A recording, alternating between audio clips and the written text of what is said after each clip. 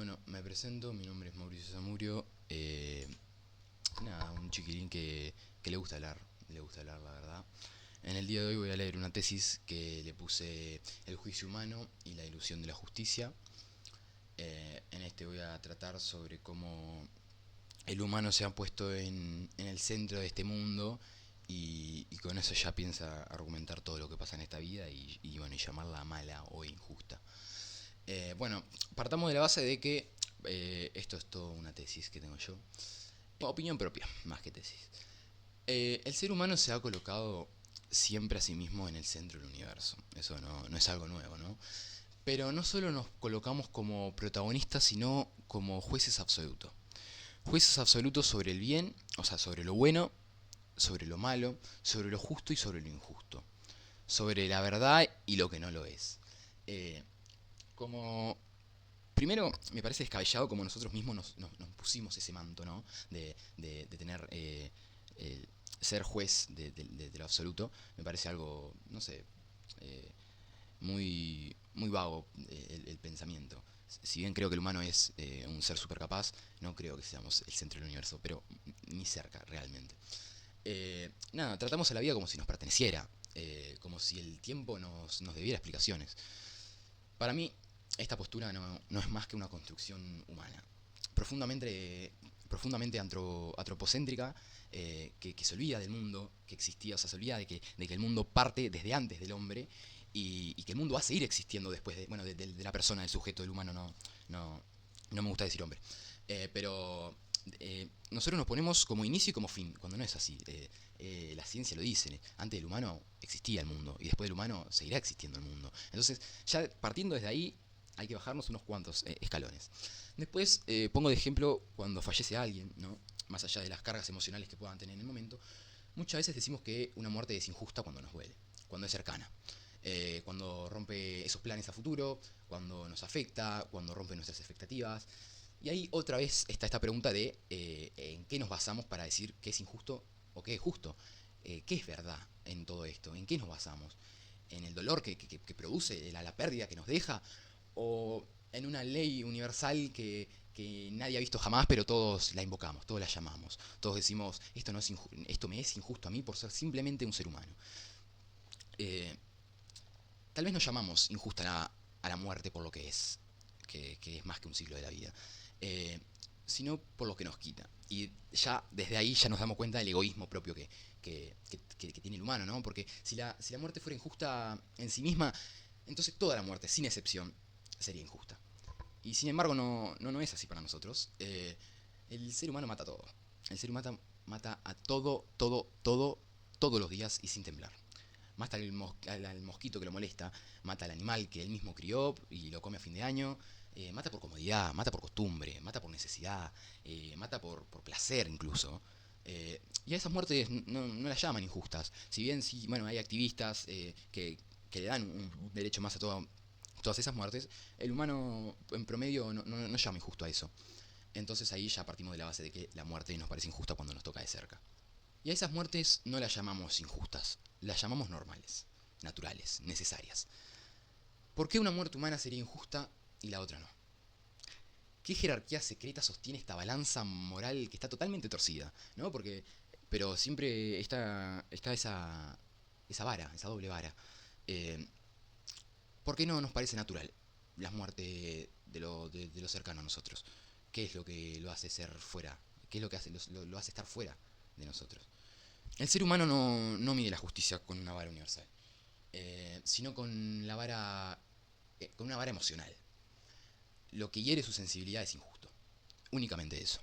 Lo que no lo afecta lo ponen en el orden natural de la vida. Entonces, así la injusticia no aparece como una verdad absoluta, sino aparece como una respuesta subjetiva al dolor. No es una ley del universo, es el grito del ego, es el grito del ego del humano. Entonces, bueno, nada, ya teniendo esto, partiendo de esta perspectiva, el humano, el sujeto, eh, no es un juez imparcial de la existencia. Somos apenas un granito más dentro de un orden que no comprendemos del todo. Somos una criaturita chiquitita, chiquitita. Eh, Tal vez exista un poder superior, que yo sí lo creo, yo creo en Dios, Pero ustedes le pueden decir Dios, la naturaleza, el tiempo, el destino, que sea el verdadero juez de la vida y de la muerte. Y frente a ese juez, Dios, naturaleza, tiempo, nosotros, para mí, no somos más que testigos que sufren, que interpretan y protestan, pero que no gobiernan, que no tienen el control. No, no gobernamos el sentido último de lo que ocurre, ¿no? No tenemos el control sobre la muerte, no la vamos a tener y nunca la vamos. Y eso es algo que muchos... hay una crisis muy grande de la muerte. Bueno, la muerte simplemente es. No trates de imaginarla, no trates de pensarla, de escribir, es. Y creer que toda muerte debe respondernos cuentas es en el fondo, para mí, ¿no? En el fondo es una forma soberbia de pensar, ¿no? Que la muerte, que si a un enemigo se muere no es justo para nosotros, pero si nos muere un familiar nos es injusto y la muerte es lo peor que nos puede pasar. Eh, bueno, y a esto también traigo que esta ilusión de centralidad también se refleja en la idea de que el ser humano es bueno por naturaleza, ¿no? Se repite que nacemos con una bondad esencial. Como si la moral viniera, no sé, de fábrica. Nacemos y ya hay una moral que baja y nos bendice, no, no, no. Al menos para mí no. Eh, la historia, la psicología y bueno, mi experiencia propia me muestran otra cosa. El ser humano no nace bueno, para nada. Nace salvaje. La ética llega después, como una corrección, como un límite, como la regla, como una domesticación. Y la moral no brota espontáneamente del alma. Se construye con normas, se construye con castigos que nos ponen, con educación y ese miedo a las consecuencias a no obedecer, ¿no? Que tampoco, esto es otra cosa, pero tampoco nos planteamos cuáles serían esas consecuencias o quién nos determina esas normas o castigos. Simplemente el ser humano obedece porque hay ley, porque hay una ley que así lo dice. Se comporta porque hay un precio detrás de esto. Pero yo me he encontrado en la soledad y he visto varios casos de gente desolada, sin una mirada ajena, sin una imaginación del prejuicio, eh, sin una estructura social. Y ahí muchas veces aparece una bestia. No porque seamos un monstruo, sino porque la moral no es nuestra naturaleza, es un aprendizaje.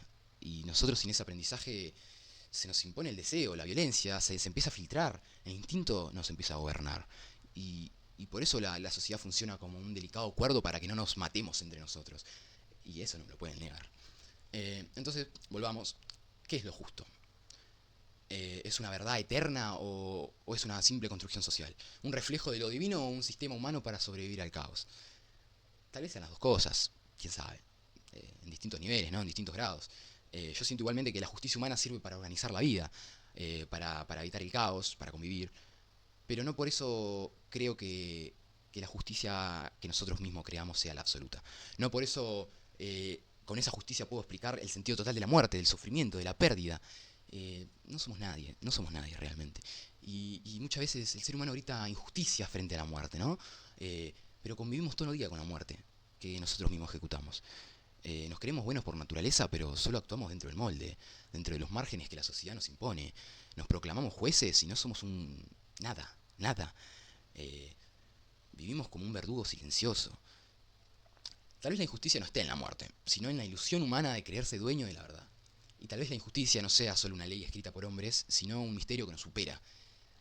Y si nos supera, no hay que darle la vuelta. Con esto ya quiero cerrar la idea. Si esta idea de la justicia o sobre la verdad absoluta nos supera, ¿por qué perder el tiempo en algo que simplemente nunca vamos a poder comprender? Y, y bueno, qué sé yo, capaz que se creen capaces de poder comprender, pero es algo que va mucho más allá de lo que el humano todavía ha sido o ha podido comprender, o, o si nos guiamos por la ciencia, ¿no? Todavía no llegamos a eso y estamos muy lejos. Y es de soberbio intentar entender la muerte. Eh, yo ahora voy a algo más personal. Yo creo que el valor que tiene mi Dios, yo soy evangélico, es mucho superior al que tengo yo. Y es por eso de que yo dejo todo en sus manos. Yo dejo que Él obre a su voluntad porque no soy quien para decirle si está bien o está mal lo que está haciendo. Y realmente, fielmente creo que su tiempo y sus decisiones son perfectas. Ya sea buenas o malas para mí, que tampoco lo sé porque no sé qué es lo bueno y lo malo, creo que son decisiones perfectas. Y si el día de mañana me tiene que tocar a mí o a un ser querido, ojalá pueda seguir con este pensamiento de que, bueno, de que no puedo llamar injusto y que no me pierda en ese golazo de que sentirme superior. Nada, cerrando, Quería decir esto. eh, Capaz que la alargué mucho, di mucha vuelta. Es el primer video que hago. Y nada, era solo eso.